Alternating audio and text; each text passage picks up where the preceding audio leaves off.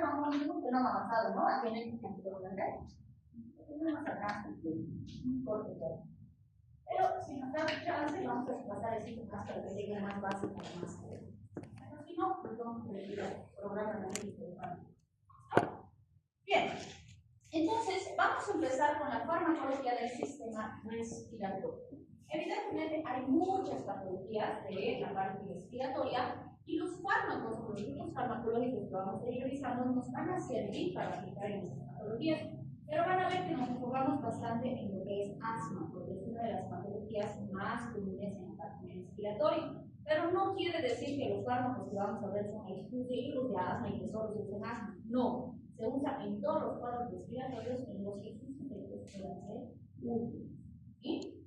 Entonces, vamos a buscar como objetivos en este capítulo comprender las características fisiopatológicas del asma para entender dónde y cómo vamos a aplicar los fármacos, pero como ya les adelanté, vamos a ir aplicando esto también a otras enfermedades respiratorias. Una de las más importantes a nivel epidemiológico que hemos tenido en esta última temporada es el COVID. ¿Sí? Y si todo lo que hablamos de COVID no está en el libro, eso sí lo tienen que apuntar, pero no podemos dejar de verlo porque es parte de nuestra realidad actual, de nuestro contexto. Seguro más adelante en las siguientes sesiones ya vamos a tener cosas escritas al respecto, pero ahora no podemos ser indiferentes, tenemos que manejar todo. Porque siguen habiendo pacientes que van a seguir bien y van a haber brotes epidémicos cada año. Entonces, hay que saber manejar. Estamos relacionados a la parte de la. ¿Sí? También vamos a analizar el sitio de acción de los fármacos, como ya hemos mencionado, sí enfocándonos en asma, pero analizando los otros cuadros, y por supuesto, las aplicaciones clínicas son las más importantes. Estos son los signos y síntomas clásicos que han debido ver en sintomatología, como voy a volver a ver, se van a volver a llevar, que están relacionados a problemas respiratorios comunes. El paciente suele llegar con insuficiencia respiratoria, que puede variar dependiendo del grado de compromiso respiratorio, dificultad para respirar, tos seca, ¿sí?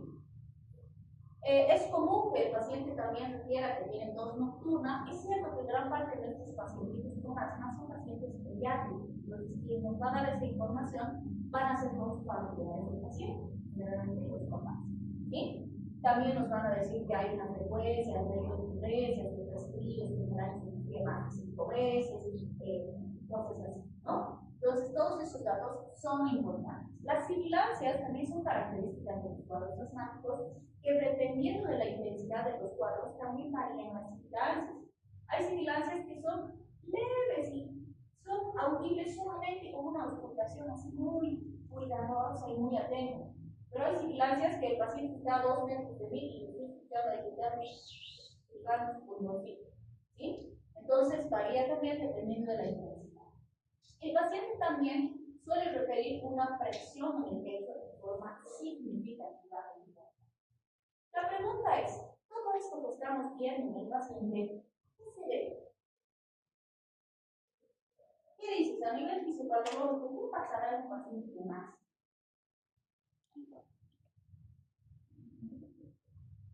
Sí, sus nombres para que me acuerdo, ¿ya?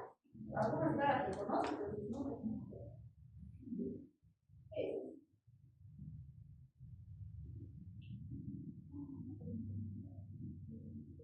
¿Cómo habría? ¿Qué afectación habría este? Inflamación. Muy bien, la inflamación es una de las respuestas importantes que debemos considerar. Pero, ¿será que cualquier paciente le puede dar una crisis asmática? Por ejemplo, ¿a él le podría dar ahorita una crisis asmática? ¿Hola? ¿Tienes asma? No lo va a dar. ¿Por qué? ¿Cuál es el factor número 1? Predisposición.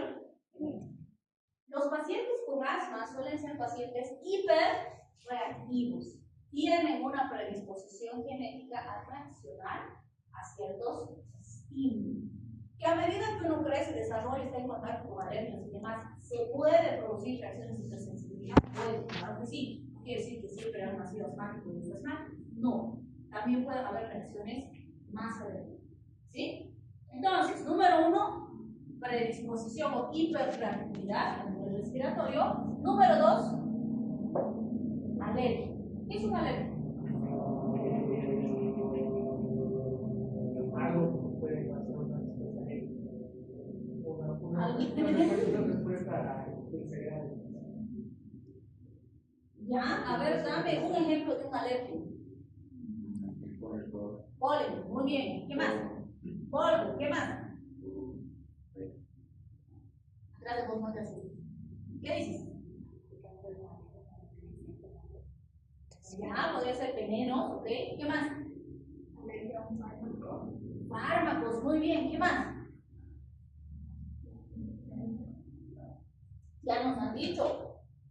Si jugamos cultura general, ya hubieras aprendido. ¿Qué dice? ¿Qué más? Ya puede ser el pelo de animales, por ejemplo, o a veces los ácaros que están en los pelitos de los animalitos, que existen, ¿no es cierto? Entonces, fíjense, podríamos ir mencionando así un montón de alérgenos, ¿sí? Porque cada persona puede reaccionar diferente. ¿Habrán alérgicos alimenticios o perdón, alérgenos alimenticios? Sí. Claro que sí. Y será, por ejemplo, que si mi paciente tiene miedo, ¿me haga lo que sí? ¿Sí? ¿No? ¿Qué duda? Pues no duden. Sí, claro que sí. Y si está muy enojado, ¿le podrá dar una crisis?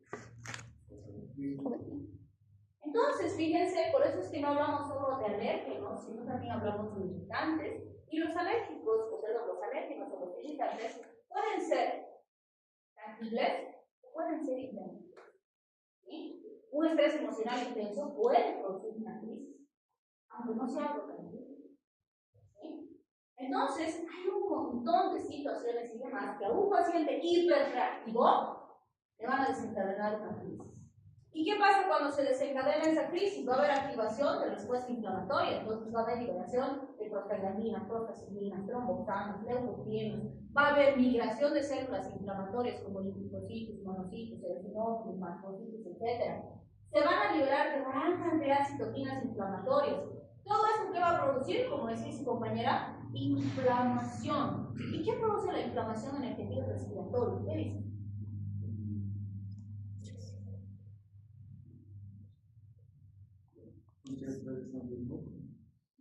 Ah, muy bien, vamos a tener producción excesiva de secreciones, ¿no? Va a haber más moco, se van a llenar de secreciones las cavidades. ¿Qué más?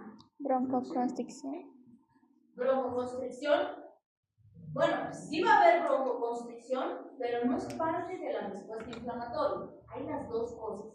Por un lado, broncoespasmo y por otro lado, inflamación. ¿Sí? Entonces, ¿qué les digo siempre? Digamos que este sea el bronquio del paciente. En condiciones normales, vamos a decir, bueno, vamos a decir que hay celulitas, ¿no?, que están conformando el respiratorio. Y fíjense, en condiciones normales viene el aire, entra y luego sale, ¿no? Cuando entra, se abre, recibe el airecito y luego se contrae para que salga el airecito. Eso es fisiológico. Eso hacemos todos al momento de respirar. Inhalamos y exhalamos, ¿sí? En ningún momento, cuando el aire entra o cuando el aire sale, es una posición. Entra y sale sin dificultad, ¿sí? No hay nada de eso. Cuando tengo un paciente con crisis asmática, primero, estas celulitas, este tejido están cerradas. Entonces ya tengo fuerza, tengo oposición, que va a hacer que el aire tenga que pelear para entrar y luego va a tener que pelear para salir, ¿sí? Entonces, aunque el aire no produzca ningún daño y el tejido no tenga nada que genere daño, sí va a empezar a diseñar. Ahorita vamos a hacer un ejercicio para ver eso. Segundo, este tejido que normalmente es así, le da un espacio adecuado para que el aire pueda entrar y salir, se hemantiza por la inflamación. Entonces esas células se ponen así gordas. Fíjense, solamente con el edema ya he reducido a esto mi espacio para que entre el aire del dinero. ¿Vean, verdad? ¿Sí? Y además esto, como han dicho, está llenito de secreciones. Entonces, aunque el airecito no logra entrar, el intercambio gaseoso va a estar alterado. Tengo ahí alteración de composición. ¿Sí? Entonces, en este paciente, por toda esa reacción que tenemos, vamos a tener una obstrucción de las vías respiratorias, tanto por el broncoespasmo como por el edema y las infecciones. ¿Sí? Entonces, había un pediatra, por ejemplo, que le explicaba a los papás de los pacientitos con asma algo muy interesante, y decía, porque van a ver que los fármacos que usamos son agresivos. Y es muy común que el paciente tenga taquicardia, tenga alteración de tenga efectos adversos bastante importantes. Y no los podemos quitar. Pero es riesgo de beneficio. ¿Sí? Entonces, ¿qué les decía?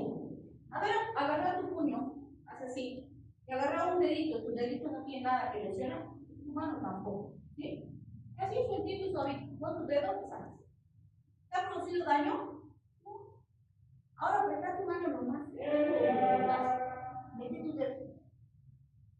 Primero, no duele. No, y luego, saca. Ahora empieza a hacer eso todo el día. Después de unas 50, 60 veces, tal vez menos, se va a empezar a enrojecer tu piel. Estaba sanita. Por tu dedo que no tiene nada que lastima. ¿Sí? Y a medida que pasa el tiempo, si sigues haciendo esta operación, van a empezar a aparecer heridas. ¿Sí? Van a empezar a sangrar, se van a infectar. Eso le pasa al pulmoncito cuando un paciente tiene asma. ¿Sí? Porque ese aire que entraba y salía sin ningún problema, ahora tiene que pelear para entrar, tiene que pelear para salir. ¿Y cuántas veces respiramos por minuto? 18 a 20. De 12 a 18, de 12 a 20, dice la literatura, ¿no? Por hora, por día. Porque todo el día respiramos, ¿no? Algunos rato no respiran. Ya uno ahorita no respira. ¿No es cierto? Entonces, fíjense, esa lección, ¿qué va a hacer? Que aquí se produzcan grietas, pues. ¿Sí? Y ese tejido lesionado, esas cerditas lesionadas, ¿cómo van a sanar? ¿Sanarán igualitas como eran antes de la lesión? No. Se van a producir fibrosis. Van a ser cicatrices. Entonces, si antes este pulmoncito se expandía así, cada vez que respiraba el paciente, después de una crisis mal controlada, y mientras más tiempo pase así el paciente, más lesión se va a producir, esto va a ir disminuyendo. ¿Sí? Y si es un paciente pediátrico y no haga un buen manejo, va a llegar a sus 40, 50 años con una capacidad pulmonar de un viejito de 80. Por eso es importante manejar bien el asma. Por eso es importante manejar bien las enfermedades respiratorias. ¿Sí? Han debido escuchar los pacientitos post-COVID, han quedado con mucha dificultad respiratoria, porque ese virus es un salvaje con el pulmón. Incluso pacientes que no han tenido mucha sintomatología en la enfermedad, después han quedado con limitación de su capacidad ventilatoria. ¿Sí? Y pues hacen un pequeño esfuerzo y dicen, ay, no puedo respirar. ¿Sí? ¿Qué necesitamos hacer? Ayudarles con la rehabilitación con fisioterapia. ¿Sí? Ayuda, la fisioterapia hace que aumente la capacidad ventilatoria. Sí, tenemos que ayudar con fisioterapia. ¿Sí? Entonces, vean, si yo hago un buen manejo de un paciente asmático, cuando está bien controlada y bien estable su condición respiratoria, le hago hacer actividad física moderada, su capacidad ventilatoria aumenta. Y puedo lograr que llegue a la edad adulta con una capacidad ventilatoria muy cercana a la de un paciente normal. ¿Sí? Pero haciendo buen manejo. ¿Bien? Bien. ¿Para qué nos sirve esto? O recordar la fisiopatología, sí, que la recordamos en la parte introductoria, porque nos ayuda a entender esto. Pues no se voy a aplicar los fármacos. ¿Para qué? ¿Por qué? Y van a ver que gran parte de estos fármacos ustedes ya conocen, porque ya usaron este fármaco 1. ¿Sí? Entonces, en condiciones normales, ya acabamos de decir que oscilamos entre broncodilatación y broncoconstricción, porque eso permite que yo pueda respirar. Entonces, la broncodilatación por sí sola no es patológica, es fisiológica, porque está cumpliendo una función importante en mi respiración. Y como todo lo que es fisiológico está comandada pues por el sistema simpático y el sistema parasimpático. En condiciones normales, la estimulación de mis receptores beta, ¿qué hace? aumenta el AMP cíclico por activación de la metilbiciclasa y eso produce relajación del músculo bronquial y eso produce broncolilatación. Eso es lo fisiológico. ¿Yo puedo hacer eso con fármacos? Sí. Los simpático-miméticos beta-agonistas, ¿sí es? Estimulan los receptores beta, activan la metilbiciclasa, sube el AMP cíclico, se produce broncolilatación. Eso ya sé, eso es el fármaco 1. ¿Sí? Segundo, cuando este tono bronquial, después de la broncodilatación, tiene que pasar a broncoconstricción, ¿quién se activa? El parasimpático. El parasimpático, a través de los receptores muscarínicos y acetilcolina, ¿qué va a hacer? Va a producir broncoconstricción. ¿Sí? Y esto va a estar reforzado por la adenosina. Entonces, si yo tengo un paciente con asma y quiero producir broncodilatación, puedo usar anticolinérgicos, antagonistas muscarínicos. ¿Qué van a hacer? Se van a unir al receptor muscarínico de acetilcolina, lo van a bloquear y entonces va a haber broncodilatación. ¿Sí? Lo mismo con los bloqueantes de la adenosina, la teofilina, que es de las metilxantinas, también tiene esta función. Bloquea los receptores de adenosina y eso produce broncodilatación. ¿Sí? Ahora, sigo recordando fisiología. Este AMP cíclico que me ha producido la broncodilatación, después de un tiempo tiene que convertirse en AMP.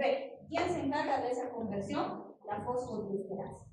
Cuando se produce esa transformación, obviamente este AMP se va a ir a usar en otras vías metabólicas y la disminución del AMP cíclico va a hacer que se produzca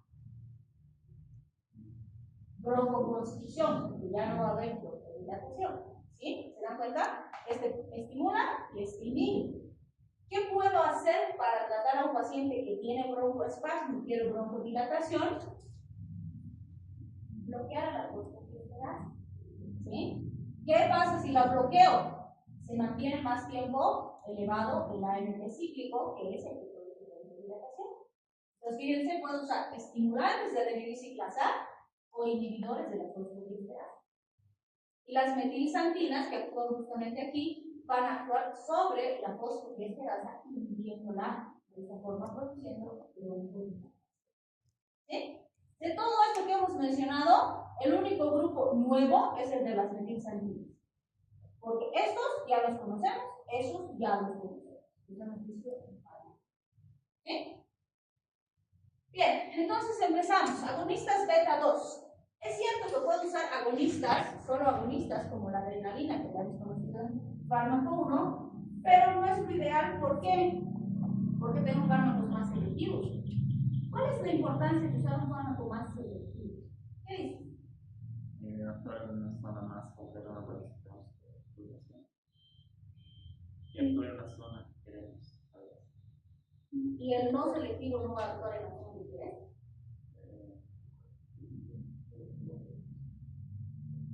¿Cuál es la diferencia? Menos efectos adversos. Mayor selectividad, porque los dos van a actuar. Voy a tener en ambos casos efectos terapéuticos, pero mientras más selectivo, menos efecto adverso. Por eso el salbutamol es mejor que la adrenalina.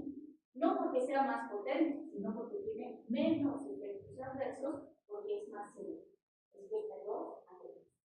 ¿Sí? Muy bien. Entonces, ¿qué vamos a conseguir aquí? Relajar el músculo liso y producir broncodilatación. Cierto, sabemos que el efecto a nivel de la vasculatura de la estimulación beta es vasodilatación, ¿sí? Pero ese no es el efecto que nos interesa. Ahora, también sabemos que los beta 2 agonistas, ¿qué efecto tienen en el útero? El útero se broncoconstricción. ¿Qué sería? No te compliques por el nombre del útero, dime contracción o relación. El útero, por eso, si se acuerdan en fármaco, como decimos, también se pueden usar en amenaza de parto previo, ¿sí? Como la ritodrina, ¿verdad? Entonces, fíjense, por eso es amenaza de parto pretérmino. Muy bien, aquí tenemos las presentaciones de salbutamol. Fíjense, tenemos solución para nebulizar, tenemos jarabe, tenemos tabletitas, tenemos el inhalador a dosis medidas. en base a lo que saben de fármaco 1, ¿cuál de estas presentaciones es la más eficaz? ¿Qué? ¿Por qué se asustan cuando les pregunto? No les voy a pegar, no me dejan hablar. ¿Qué dicen allá al último que estás muy concentrado? ¿Cuál es la presentación más adecuada? ¿O la más eficaz? No puedes suponer, tienes que saber. Has llevado el fármaco 1. ¿Qué dices? Tú que estabas conversando con él, concentrado.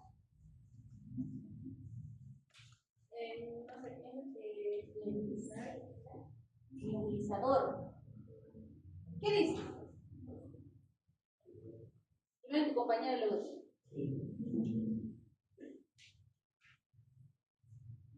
Ahora sí. ¿Qué dices? Nebulizar.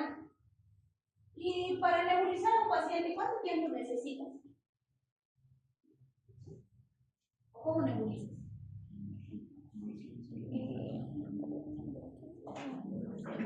¿Cómo? Tienes que usar el equipo de nebulización, tienes que tocar el fármaco y tienes que poner la mascarilla, ¿no? Y no es frágil, es exacta los 3 minutos, nada que ver. En general de 15 a 20 minutos necesitamos para nebulizar. ¿Sí? ¿Cómo es el inhalador a dosis medida? Este es el inhalador a dosis medida. ¿Sí? Que no es lo mismo que nebulizar. Nebulizar es con mascarilla. ¿Sí? Entonces, la estadística nos dice, y los estudios nos dicen que la mejor forma para administrar salbutamol demostrada hasta hoy sigue siendo el inhalador a dosis medida. ¿Sí? ¿Por qué? Porque el fármaco llega más rápido, porque ese sí es el puff y ya está. ¿No? Entonces, el inhalador a dosis medida es la mejor forma de administración, porque el fármaco llega más rápido al lugar donde necesitamos, ¿sí? Tarda más en distribuirse a nivel sistémico, por lo tanto, los efectos adversos tardan más en aparecer, y cuando aparecen son de menor intensidad. Entonces, todo eso hace que esta sea la mejor forma de administración. En cambio, cuando le doy jarabe, cuando le doy comprimidos, el fármaco primero se distribuye a nivel sistémico, por lo tanto, los efectos terapéuticos y los adversos aparecen casi al mismo tiempo y son de mayor intensidad. ¿Sí? Y para la nebulización necesito más tiempo. Pero, aunque esta sea la mejor, que ahora espero que no se nunca más, porque es lo mismo para todos. No en todos los pacientes puedo usar el inhalador. ¿En quiénes no podrían usar?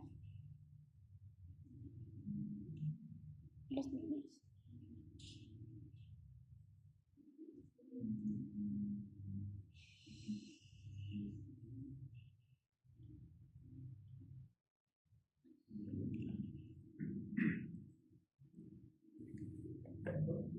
¿Cómo se usa esto, saben? Se saca esta tapita y tiene una boquita, ¿no? Que es más chiquita que la tapita, de esa misma forma. ¿Y qué hago con eso?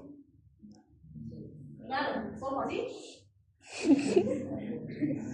¿Cómo? Tengo que poner la boquita, sellar con los labios para que no escape aire, y en el momento de hacer el disparo le digo al paciente que inhale profundamente y que haga una apnea inspiratoria, que espere unos segundos y lo recibe. ¿Sí? Si le digo al chiqui de 2 o 3 años que haga eso, ¿no va a entender? Pero la mamá le va a explicar. ¿Entenderá? No, pues es moda. Aunque la mamá se esfuerce, es muy difícil que lo haga.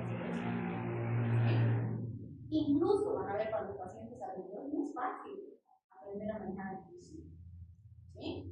Entonces, para ese pequeñito, chiquitito y demás, probablemente sea más adecuado hacer una nebulización o darle jarabito, porque no voy a alcanzar mis objetivos terapéuticos, porque la técnica no va a ser posible aplicarlo. Han debido ver, hay unas aerocámaras donde se ensambla esto en un granito, es más o menos como esto. Aquí tiene una mascarinita para la carita del pacientito y aquí se ensambla el inhalador. Disparo y eso pongo ahí al pacientito, mientras va respirando por ahí viene el paro. Eso ha ayudado muchísimo a la administración en los más chiquititos, pero a veces ni aún así. ¿Sí? Entonces vean, aunque sea la mejor, no para todos los pacientes se puede utilizar. ¿Sí? Bien. Entonces, ¿cuál es la dosificación? 2 PAC cada 4 a 6 horas con un máximo de 12 PAC. Esto sí puede variar.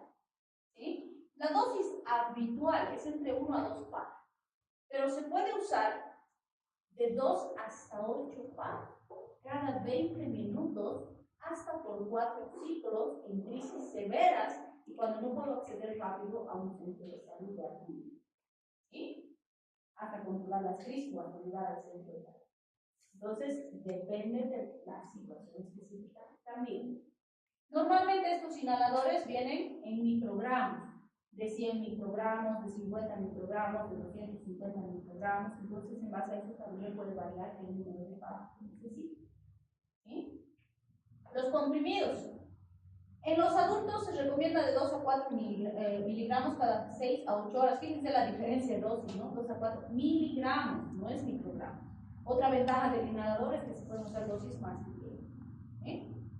Y en los niños de 1 a 2 miligramos cada 6 a 8 horas. Los jarabitos, obviamente, hay que hacer el cálculo kilo-peso. Entonces, fíjense, le tengo que dar de 1 a 2 miligramos cada 6 a 8 horas, ¿no es cierto? Si tienen este jarabe, ¿de cuánto es? 2 miligramos en 5 ml. ¿Sí? Y le tienen que dar a Juanito, que pesa 20 kilos, 1 miligramo cada 6 horas. ¿Cuánto de dosis le tienen que dar?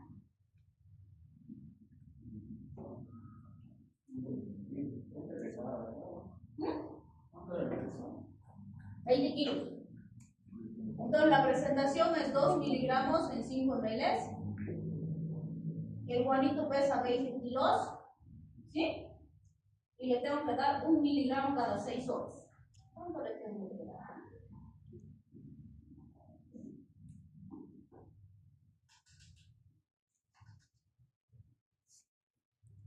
¿Qué dicen? ¿Cuánto es? Apliquen lo que saben de fármaco 1.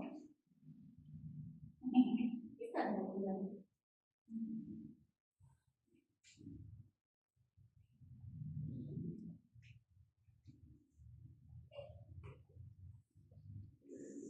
A ver, ¿les he dado dosis kilo-peso? No. Entonces, si el jarabe viene de 2 y le tengo que dar 1, ¿cuánto tengo que darle? 2.5 ml. ¿Ahí necesito hacer cálculo matemático? No, porque no es dosis. Ahorita vamos a hacer kilo. Entonces, escuche bien la consigna. Ahora sí. Fíjense mi solución para nebulizar. Me dice, viene la solución para nebulizar de 5 miligramos por ml. ¿Sí? Y esta voy a preparar. Bueno, si es adulto, no necesito preparar. Le voy a dar de 2.5 a 5 miligramos, 2 a 3 ml de salina cada 4 a 6 horas. Y el tiempo de nebulización es alrededor de 20 minutos. ¿Sí? En el niño, ahora sí, fíjense, tengo dosis kilopeso. 0.15 miligramos por kilogramo dosis. Y bueno, la mínima es de 1.25 y la máxima de 5. Entonces, ahora sí, para el mismo Juanito, pesa 20 kilos el Juanito, le voy a dar 0.15 miligramos por kilogramo. ¿Cuántos ml tiene que recibir el Juanito? 3 ml. Segurísimo.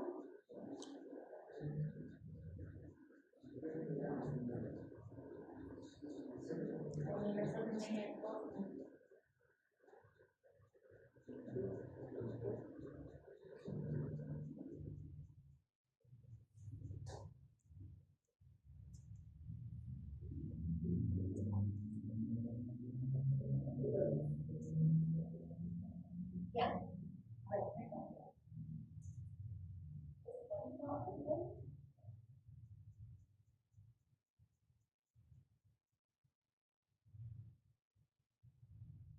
¿De dónde crees? ¿Cuánto te sale en ml? A 10 kilos pesos, ¿no? ¿Se acuerdan cómo se hace, no? 100 Tienen que hacer pensar en lo que entonces, ¿qué hago? Digo, acuérdense la fórmula rápido. El peso por la dosis kilo peso por los ml de la solución por los dividido entre 2 miligramos de la solución. Si es por dosis, ahí no más queda. Si es por día, se divide entre el número de tomas diarias. En este caso es dosis. Es solamente eso. ¿Sí? Entonces, ¿qué sería? ¿Cuánto? A ver, el peso es 20. La dosis kilo peso, 0.15. Los ml de la solución, 1. Los miligramos de la solución, 5. ¿Cuánto es? 0.6. Por eso no te conozco. Esto es en ml, ¿sí? Pero para nebulizar, ya, puede medir 0.6 ml, se puede. Pero es más fácil si lo convierte en gotitas porque el frasco contiene gotitas, ¿no? Solo convierto a gotas, si me acuerdo y digo. Un ml es igual a 20 gotas. ¿Sí? Y 0.6 ml, ¿a cuántas gotas se tendrá? Tendría que hacer por 20 dividido entre 1 porque es regla de 3 simple. Pero todo lo que se divide entre 1 es lo mismo. Pues básicamente 0.6 por 20. ¿Cuántas gotas? 12 gotas. Entonces necesito 12 gotas para nebulizar al guanito. ¿Sí? Muy bien. Ahora, ¿cómo voy a nebulizar? Explícame el procedimiento.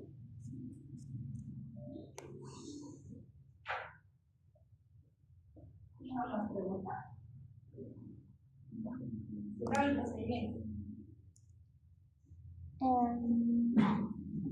Si no me equivoco, hay que diluir lo que son las 12 gotas en 10 ml de solución fisiológica. 12 ml, 3 ml. ¿Ya?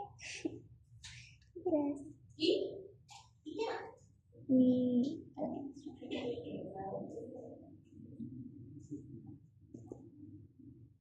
No se olviden que los nebulizadores, ¿conocen los nebulizadores? ¿Alguna vez han visto los chiquitos? ¿No? Hay varios modelos, hay unos de mortales, pero siempre el nebulizador tiene un contenedor, ¿sí? Que puede ser con un animalito, simplemente con un bañador. Además, este va a estar conectado a un tubo, ¿sí? Y este tubo es el que va a estar conectado a las paredes. Entonces, el líquido para nebulizar la solución va a estar en este compartimiento, ¿sí? Pero no es ahí que lo voy a echar el fármaco, ¿sí? Estos normalmente en el sitio donde se ensambla el cubito tienen un contenedor más chiquitito, ¿sí? Entonces, en ese contenedor chiquitito es que voy a preparar mis 2 o 3 ml de solución, de solución que me voy a nebulizar. Eso voy a mezclar con mis 2 gotitas del fármaco y eso está ahí. Entonces ahí voy a poner mis gotitas y mis solución. Y eso va a venir acá y en este recipiente voy a llenar mi solución. Siempre hay una varita que dice hasta ahí. Solo solución. ¿Puedo nebulizar solo con solución sin broncodilatador? Sí, se puede. ¿Sí? Pero si lo medita el paciente, entonces también con broncodilatador. Entonces, ¿qué voy a hacer? Voy a prender esto, normalmente está enchufado, tiene un botoncito y va a empezar a vaporizar y va a empezar a salir vapor con la solución y el fármaco, y eso va a ir ingresando por la mascarilla del paciente. ¿Sí? Así funcionan los nebulizadores. Entonces, lo que yo calculo es cuánto de fármaco voy a poner aquí, en esta mesa. ¿Sí? Si fuera mi paciente adulto y quiero darle 2.5 miligramos, ¿con cuánto voy a hacer mi preparación?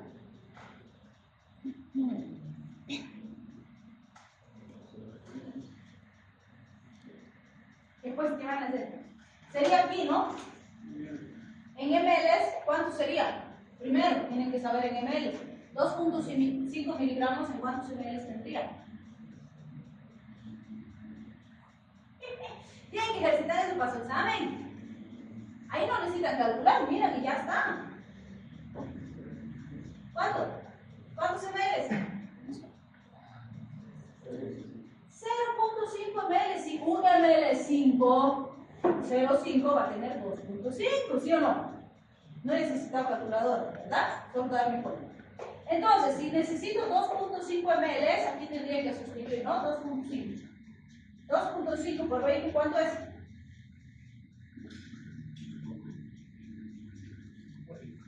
50 gotas. Tendría que mezclar con mis 3 ml de solución y poner a ese compartimiento. En este caso, por ejemplo, me es más fácil calcular 2.5 ml con jeringuita que estar contando mis 50 gotas. Bueno, entonces tiene que ser porque sea más práctico. Puedo usar cualquiera. En este es más fácil que calcular 32 gotitas, más fácil. ¿Sí? Entonces depende también de lo que vaya a utilizar. Para el adulto no estoy calculando el kilo peso. ¿Sí? Usando esta. ¿Está claro? ¿Ya se han acordado cómo se calcula? ¿Ok? Bien, también puedo usar terbutalina, que es otro simpático mimético. Entonces tenemos los inhaladores a dosis medida. Fíjense, solo varía el modelo. En vez del poquito en L que tenía el otro, este es así larguito, esta es la boquita que igual se va a ensamblar en la boquita. Y la tapita voy a apretar y va a salir el PAP. ¿Sí? Puedo usar también los PAP para 4 a 6 horas. Tengo comprimidos donde tengo 2.5 miligramos comprimidos y el jarabe de 0.3 miligramos por ml. ¿Sí? En los comprimidos le doy de 1 a 2, ¿no? De 2.5 a 5 cada 8 horas. En el adulto se recomienda 3, 4.5 miligramos cada 8 horas. Y en el niño de 0.75 a 3 miligramos cada 8 horas. Calcularemos, le voy a dar jarabe a Juanito. Ya sabemos que Juanito pesa 20 kilos. ¿Sí? Quiero darle 0.75 miligramos cada 8 horas. ¿Cuánto debería recibir en ml?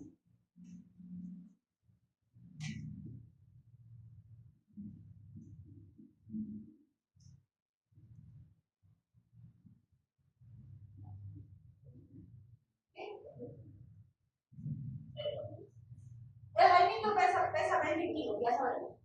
Le quiero dar 0.75 miligramos cada 8 horas. La presentación del jarabe es 0.3 miligramos. ¿Ok? ¿Cuántos ml de Jaimito?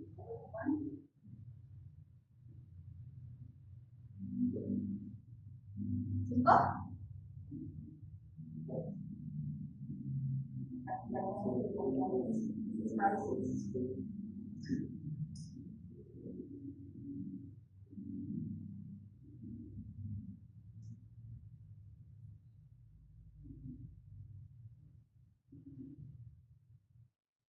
$2.5 ml. ¿Dónde se puede presentar? ¿Aplico la fórmula para este cálculo? No, porque no me está dando dosis kilopeso. ¿Verdad? No es kilopeso, es por dosis. Entonces aquí lo único que tengo que hacer es regla de 3 simples. Digo, si tengo 0.3